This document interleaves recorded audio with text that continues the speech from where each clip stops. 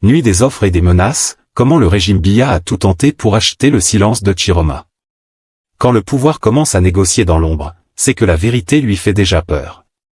Ce soir, Kame News vous emmène là où les communiqués officiels s'arrêtent. Là où les sourires de façade tombent. Là où le pouvoir ne parle plus à voix haute, mais chuchote, négocie, insiste, supplie parfois. Car ce que vous allez entendre n'est pas une rumeur de quartier. Ce n'est pas une simple manœuvre politique de plus. C'est le récit glaçant d'un régime qui a tout essayé pour faire taire un homme.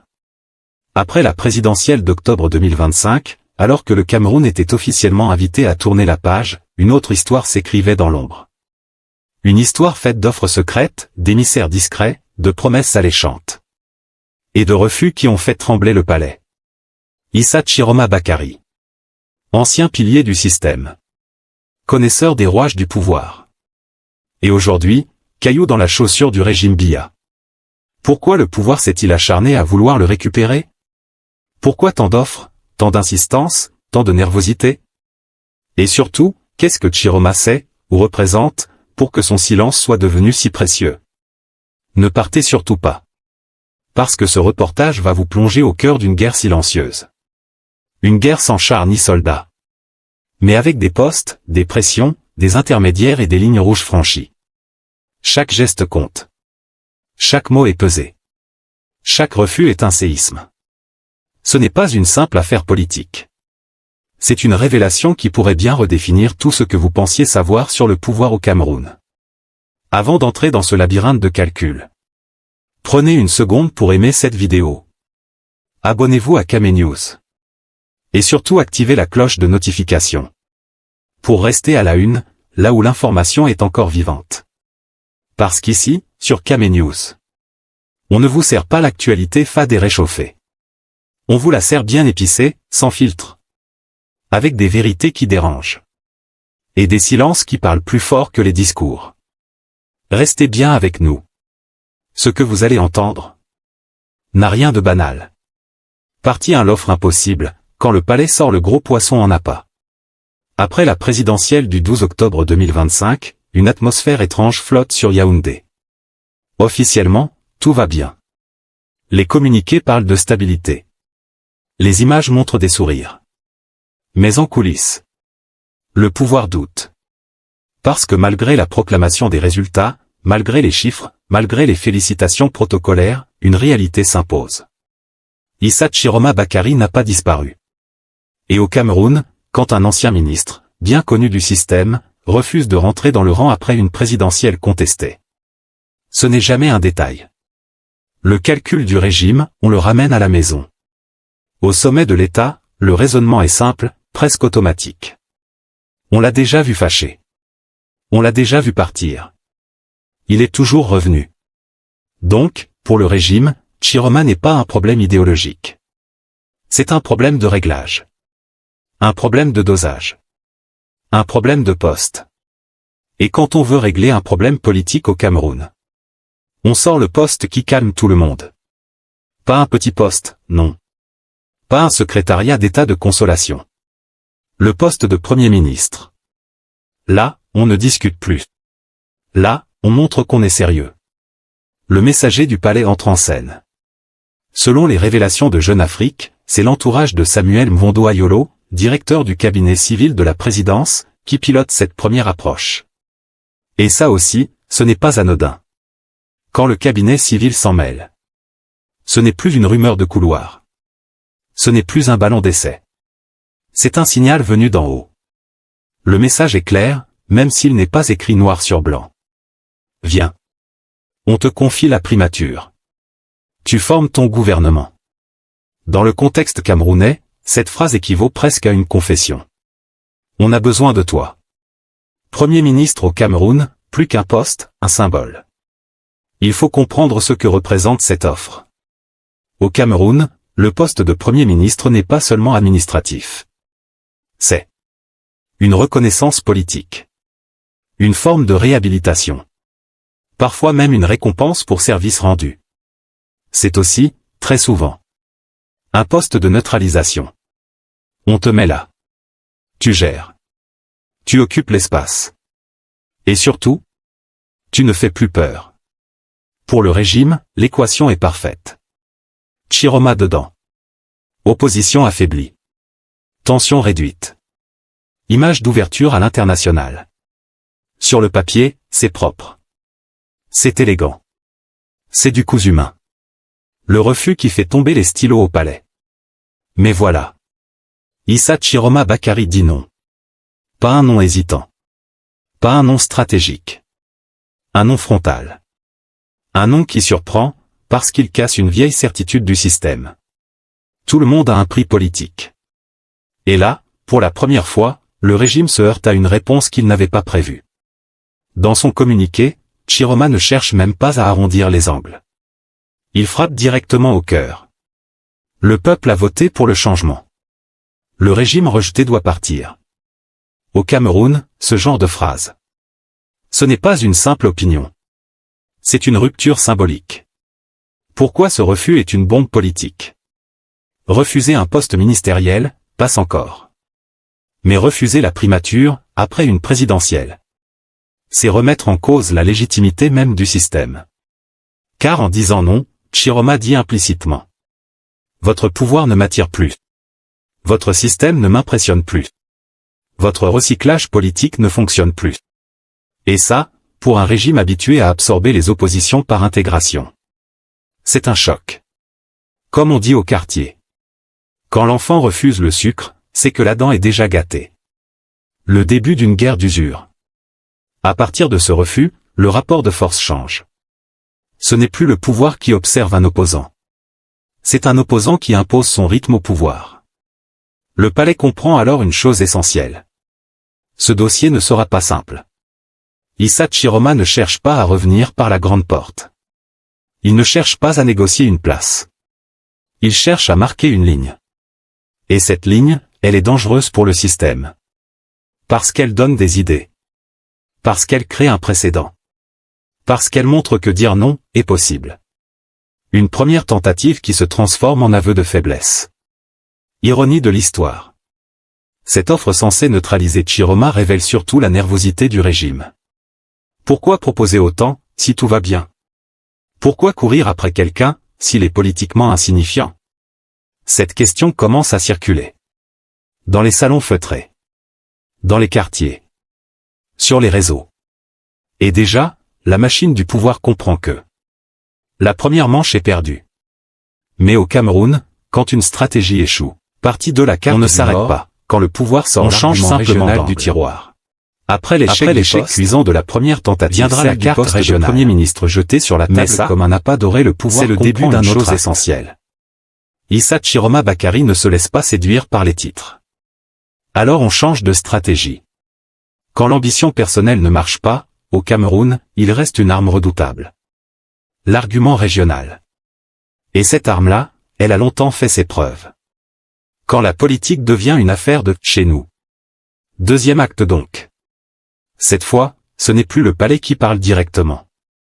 On passe par Henri Aïbé Aïssi, ministre des Domaines, du Cadastre et des Affaires foncières. Un homme calme en apparence, mais envoyé pour une mission délicate. Ramener Chiroma au bercail par le nord. Le raisonnement du régime est simple, presque mécanique.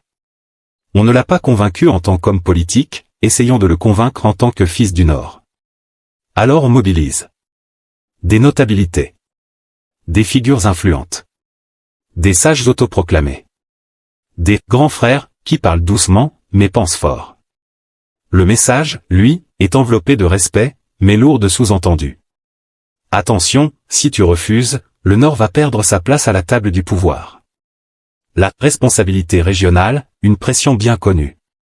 Au Cameroun, cette phrase n'est jamais innocente. Elle signifie en réalité: pense au tien. Ne sois pas celui par qui le robinet se ferme. Ne deviens pas le coupable idéal. C'est une pression morale déguisée en patriotisme régional. Une vieille recette du système. Et soyons honnêtes. Ça a souvent marché.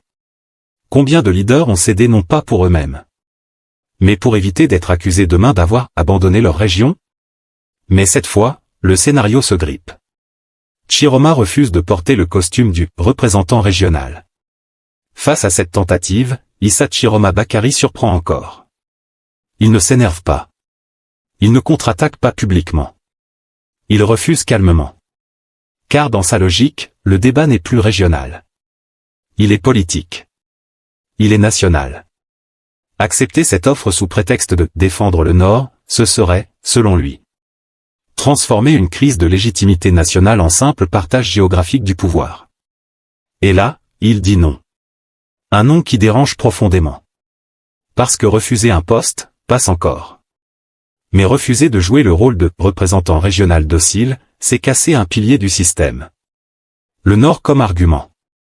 Mais aussi comme alibi.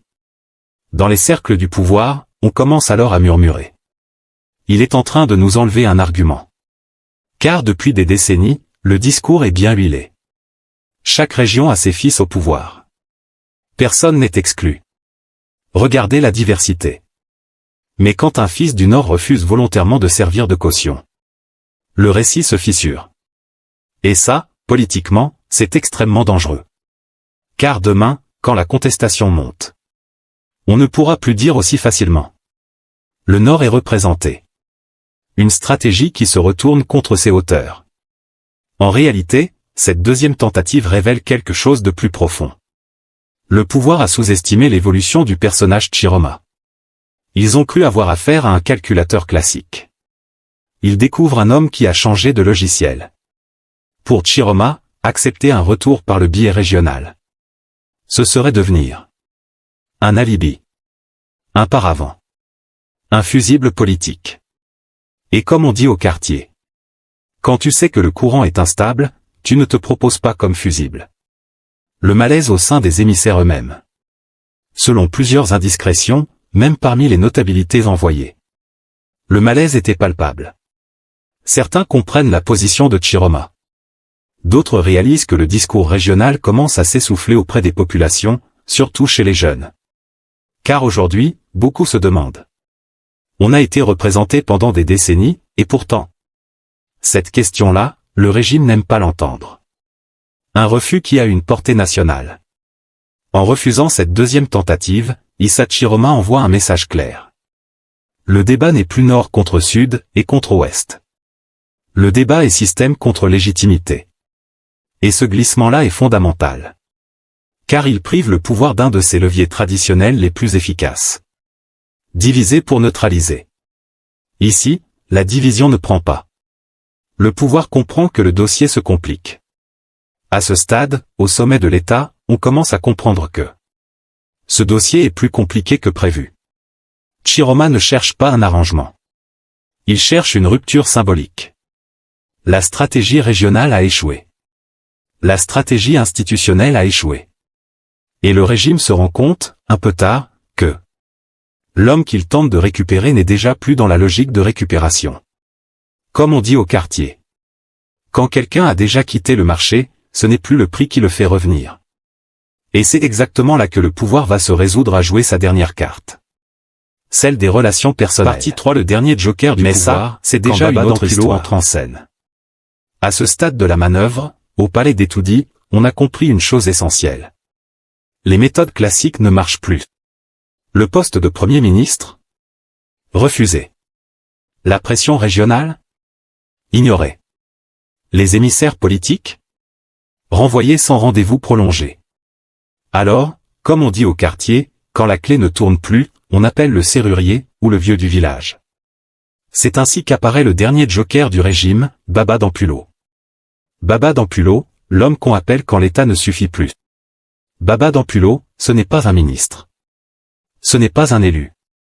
Mais au Cameroun, tout le monde sait que le pouvoir ne se limite pas au décret. C'est un homme d'affaires puissant. Un notable respecté dans le septentrion. Et surtout, un ancien compagnon de route d'Issa Chiroma Bakary. Petit rappel d'histoire pour ceux qui dorment au fond de la salle. En 1992, c'est déjà Baba d'Ampulo qui facilite l'entrée de Chiroma au gouvernement. Autrement dit, ce n'est pas un simple intermédiaire. C'est quelqu'un qui peut parler sans protocole. Quelqu'un qui peut dire « Mon frère, on se connaît ». Et au Cameroun, quand on commence une phrase par « on se connaît », ce n'est jamais innocent. Une négociation version salon, pas version conseil des ministres. Cette fois-ci, on ne parle plus de lettres officielles. Plus de canaux institutionnels. On passe en mode relationnel. Selon Jeune Afrique, Baba Dampulo est sollicité pour jouer le rôle du médiateur ultime. L'idée du pouvoir est simple, presque naïve. Si la politique échoue, l'amitié réussira. Le scénario proposé est pourtant le même, mais emballé différemment. Premier ministre. Gouvernement d'union nationale. Large marge de manœuvre, version promesse bien parfumée. En clair. Viens, on va arranger. Tu seras dedans, mais tu auras les coudées franches. Au Cameroun, ce genre de phrase fait souvent rêver. Mais pas cette fois. Le refus qui humilie plus que les précédents. Car le refus de Tchiroma face à Baba Dampulo est encore plus lourd de sens. Refuser un ministre, c'est politique. Refuser des notables, c'est stratégique. Refuser un ancien allié personnel, c'est idéologique. Cela signifie une chose claire. Le problème n'est pas la personne qui négocie, c'est le système lui-même. Et ça, pour le régime, c'est extrêmement grave. Parce qu'à partir de là, aucune médiation n'est possible. Aucune formule magique ne reste dans le tiroir. Le communiqué qui claque comme une porte en fer. Le 15 janvier, Issa Tchiroma Bakary enterre définitivement les rumeurs. Par la voix de sa porte-parole, Maître Alice Nkom, il publie un démenti. Démenti formel, total et sans équivoque à toute idée de négociation. Au Cameroun, on n'utilise pas 3 adjectifs pour rien. Formel, il n'y a pas débat. Total, il n'y a pas d'exception. Sans équivoque, il n'y a pas de deuxième lecture. C'est une fermeture définitive du dossier. Au palais, c'est la stupeur. Parce que là, on comprend que même les relations personnelles ne fonctionnent plus. Quand le pouvoir comprend qu'il a perdu le contrôle. À partir de ce moment, une réalité s'impose. Issa Tchiroma n'est plus récupérable. Ce n'est plus un homme qu'on peut ramener à la raison par les méthodes habituelles. Ce n'est plus un acteur qu'on peut intégrer pour le neutraliser de l'intérieur. Il est passé de l'autre côté. Pas celui de la rue. Mais celui de la rupture mentale avec le système. Et pour un régime qui a toujours fonctionné par intégration. C'est un choc stratégique majeur. Comme on dit au quartier. Quand quelqu'un quitte la danse sans demander la permission au DJ, la musique commence à faire peur. Un dernier joker brûlé. Et plus rien derrière. Avec l'échec de la médiation Baba Dampulo, le régime brûle sa dernière carte douce. Il ne reste plus que le temps, l'usure ou la confrontation indirecte. Mais aucune de ces options n'est confortable. Parce que pendant que le pouvoir hésite, Tchiroma consolide son image. Le doute s'installe dans les rangs. L'opinion observe. Et dans ce genre de situation, au Cameroun, celui qui observe en silence est souvent celui qui prépare le prochain coup. Partie 4. L'impasse du pouvoir, quand le silence de Tchiroma fait plus de bruit que les tam-tams du palais. À ce stade de l'histoire, une chose est claire. Le problème du régime Biya, ce n'est plus Issa Tchiroma Bakary, c'est son refus obstiné de jouer le jeu. Au Cameroun, quand quelqu'un refuse un poste ministériel, on dit souvent qu'il n'a pas bien compris l'offre. Quand il refuse 2 fois, on se dit qu'il bluffe. Mais quand il refuse le poste de Premier ministre, un gouvernement d'union nationale et des larges marges de manœuvre, là ce n'est plus un malentendu. C'est une déclaration de guerre politique, version silencieuse. Et ce silence-là, au palais d'Etoudi, il fait transpirer plus que le soleil de Maroua à midi. Un homme qui connaît la maison. Et qui refuse d'y retourner. Issa Tchiroma n'est pas un opposant de circonstance. Ce n'est pas un novice qui crie dans la rue sans savoir où se trouvent les interrupteurs du pouvoir. Non. Il connaît la maison. Il connaît les couloirs. Il connaît les méthodes. Il connaît les secrets. C'est précisément pour ça que le régime hésite. Car taper trop fort sur Tchiroma, c'est prendre le risque qu'il parle. Et quand quelqu'un qui a mangé à la même table commence à raconter comment la cuisine fonctionne, ça peut gâter l'appétit de tout le monde. Voilà pourquoi la manière forte n'est pas encore sortie. Pas de procès spectaculaire. Pas d'arrestation théâtrale.